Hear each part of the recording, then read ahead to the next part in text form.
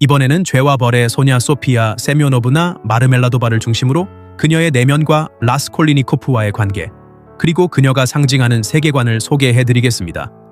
소냐는 죄와 벌에서 가장 고통받는 인물 중 하나입니다. 그녀는 아버지 마르멜라도프의 무책임과 가난, 그리고 가족의 생존이라는 절망적인 현실 속에서 선택의 여지가 없는 길로 내몰립니다. 어린 나이에 성매매를 통해 가족을 먹여 살리게 된 그녀의 삶은 외부에서 보면 수치와 타락으로 보일 수 있습니다. 그러나 도스토옙스키는 이 인물을 단순한 희생양으로 그리지 않습니다. 소냐는 인간의 밑바닥을 체험하면서도 오히려 가장 깊은 신앙과 사랑을 간직한 존재로 등장합니다.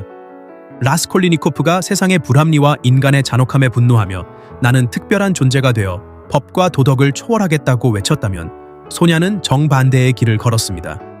그녀는 자신이 특별하지 않음을 알고 오히려 무력한 인간이라는 사실을 받아들입니다.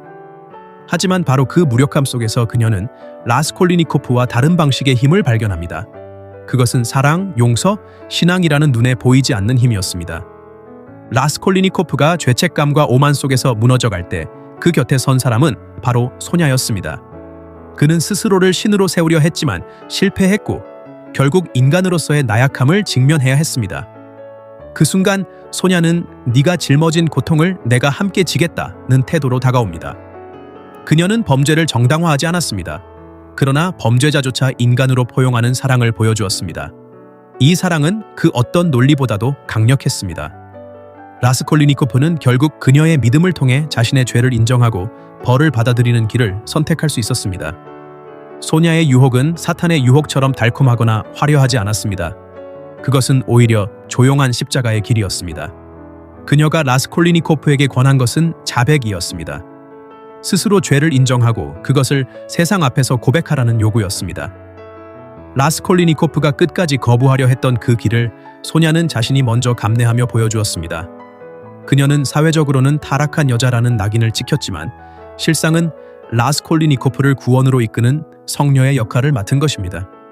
소냐와 라스콜리니코프의 관계를 보면 두 사람은 서로의 거울과 같습니다.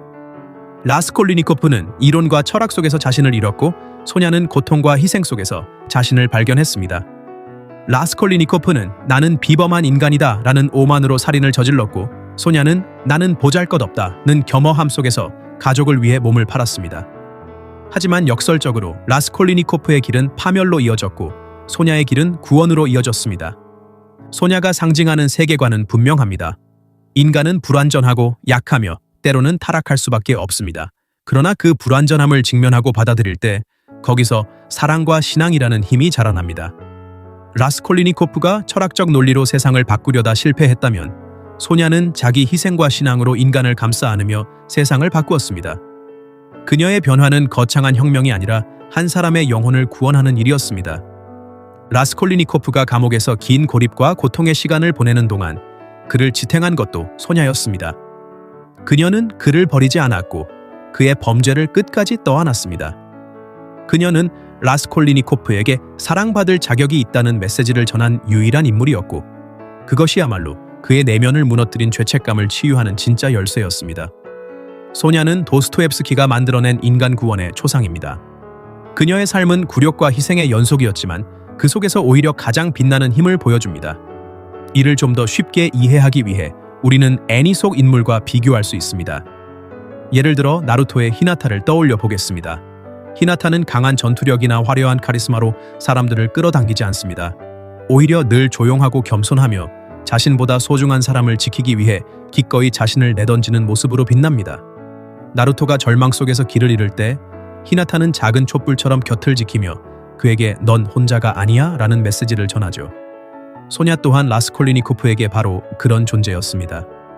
라스콜리니코프가 철학적 오만과 자기 논리에 매몰되어 세상과 단절될 때, 소냐는 마치 어둠 속에서 손을 내미는 듯한 태도로 다가옵니다.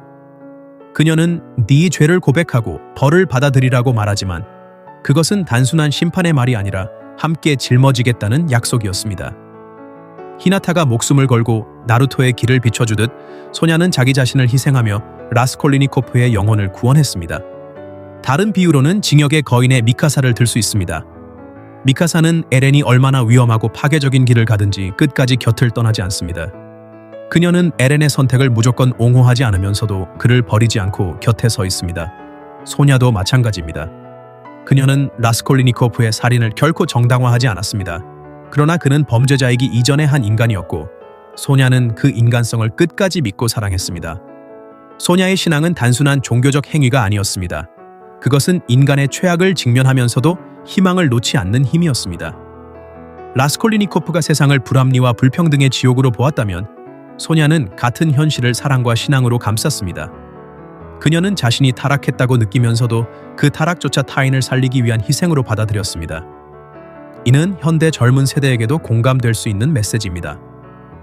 완벽하지 않아도 괜찮으며 무너진 자리에서도 타인을 붙드는 힘이 생길 수 있다는 사실이죠. 라스콜리니코프가 특별한 인간이라는 환상 속에서 살인을 저질렀다면 소냐는 나는 특별하지 않다는 겸허함 속에서 가족을 위해 자신을 내던졌습니다. 아이러니하게도 라스콜리니코프의 길은 파멸을 불렀고 소냐의 길은 구원을 불러왔습니다. 여기서 우리는 도스토옙스키가 던지는 중요한 질문을 마주합니다. 과연 인간을 변화시키는 힘은 무엇인가?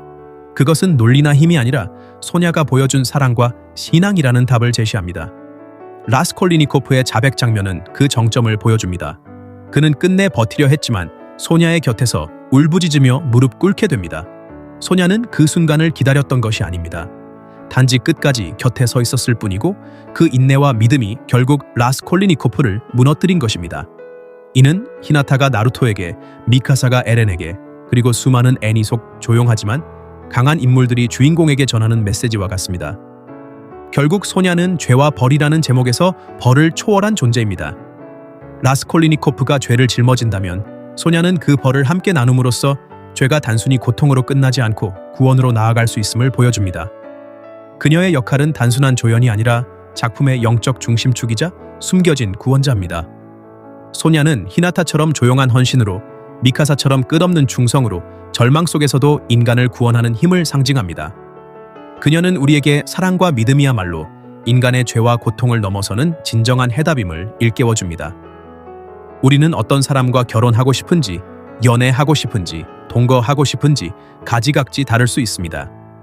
이런 대상들을 생각해보며 본인이 원하는 파트너를 얻기 위해서는 본인 또한 그리 되어야 하지 않을까라는 걸 생각해봤으면 합니다. 감사합니다.